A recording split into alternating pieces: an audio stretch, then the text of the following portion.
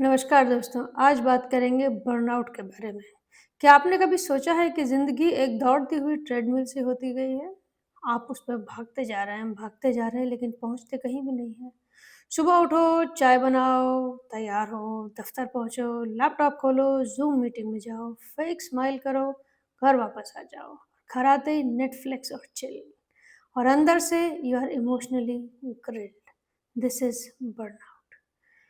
Burnout में थकते नहीं हैं, थकते तो जिम जाके हैं। बर्नआउट वो होता है जब मंडे सोचते ही आपके अंदर एक थकान और डर बैठ जाए। This is burnout. आज हम इसी के बारे में बात करेंगे। अमूमन तौर पर बर्नआउट कैसे दिखाई देता है? जैसे चलिए एक छोटी-सी कहानी सुनाते हैं कि एक प्रिया है, वो दफ़्तर जाती है, डेडलाइन के नीचे दबी रहती है, घर वापस आती है और एक्सेल शीट की जगह अपने परिवार के लोगों को मैनेज करती है और उसी थकान में आकर सो जाती है। बर्नआउट इज़ लाइक जब आपका जी तो नहीं चाहता कि आप काम छोड़ें, लेकिन आपका ब्रेन लॉग ऑफ हो जाता है। इसे हम हमारी साइकोलॉजिकल टर्मिनोलॉजी में कहते हैं एंग्ज़ायटी, बर्नआउट, डिप्रेशन साइकिल। पहले एक टास्क आया, आपके अंदर एक एंग्ज़ायटी हुई कि मुझे ये काम करना है, फिर आपने बड़ा सारा उस पे कमिट कर दिया और आपने और मेहनत की, फिर आप उसमें थक गए, इवेंचुअली आप बर्नआउट की स्टेज में आ गए।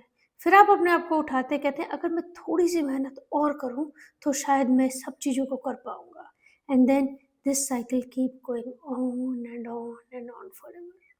सो this is how a burnout cycle looks like. तो आइए करते हैं एक छोटा-सा सेल्फ टेस्ट। अगर आपका हैप्पीनेस का मीटर हमेशा माइनस में जा रहा है या आप कहते हैं कैफ़ीन इज़ माय ब्लड या आपने 10 मोटिवेशनल कोट्स डाउनलोड तो कर रखे हैं, ना तो उन्हें देखा, ना उन्हें सुना। वो जिम मेंबरशिप का कागज़ जो अभी तक दराज में पड़ा हुआ है, वो आपने उठाकर भी नहीं देखा। अगर इन 4 में से कोई 2 भी आपके ऊपर एप्लीकेबल हैं, तो welcome to the gang. You are a lifetime member of the burnout club. तो ये बर्नआउट होता क्यों है? जैसा कि मैंने थोड़ी देर पहले समझाया एंग्ज़ायटी डिप्रेशन साइकिल में, बर्नआउट होता है जब आप पूरी तरह से रेस्ट नहीं ले पाते और काम आपका बढ़ता रहता है। That is one of the reason. आप ओवर कमिट करते हैं या आप परफेक्शन की तरफ जाने की कोशिश करते हैं and then you feel that it's not enough and I still have to do more. These are some of the reasons आपको बर्नआउट होते हैं। तो अब देखेंगे कुछ आसान तरीके बर्नआउट को मैनेज करने के, जिसके लिए हेल्थ इंश्योरेंस नहीं लगता। The first thing is acknowledge it. अगर आपको बर्नआउट है तो सबसे पहले इसे एक्नॉलेज करें। अगर आप ये सोचें नहीं मैं थोड़ी-सी और मेहनत कर लूँ, एक बार और करके देखूँ और अपने ब्रेन को आप कहते रहें मैं ठीक हूँ, तो that is a lie. You are kind of gaslighting your brain, क्योंकि आपका ब्रेन जानता है कि आप ठीक नहीं हैं। Second is setting boundaries. It is okay to say no. काम बंद का मतलब होता है काम बंद। अगर आपको रात से 11:30 बजे उठ कर के ऑफ़िस की ईमेल देख रहे हैं, तो आप बहुत फ़ास्ट स्पीड में बर्नआउट की तरफ जाएँगे। You have to set boundaries that when to stop working and completely put it on hold. एक अगर आपके पास बड़ा टास्क है, तो आप छोटे-छोटे गोल सेट कर सकते हैं।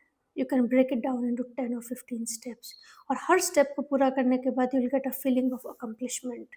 वो आपको एक हेल्दियर मेंटल स्टेट में लाएगी and you will feel that something is been achieved. उससे भी बर्नआउट थोड़ा-सा सबसाइड करता है। Healthy lifestyle goes a long way. थोड़ा वॉक करो, थोड़ा पानी पियो, थोड़ा दोस्तों से बात करो, एक हॉबी कल्टीवेट करो। Music plays a great role in releasing brain. किसी यार दोस्त के साथ बैठो और उसे बताओ यार मैं थक गया हूँ। हो सकता है वो भी आपको कहे कि मैं भी थक गया हूँ और एक फ्री की थेरेपी मिल जाए। So you have to set boundaries, try to be happy and if ये burnout excessive है, long term है, then there might be a need of a call for a therapist or a doctor. मैं तो ये कहूँगी कि doctor मत बदलो, लाइफस्टाइल बदलो and it is okay not to be okay all the time. Thank you very much.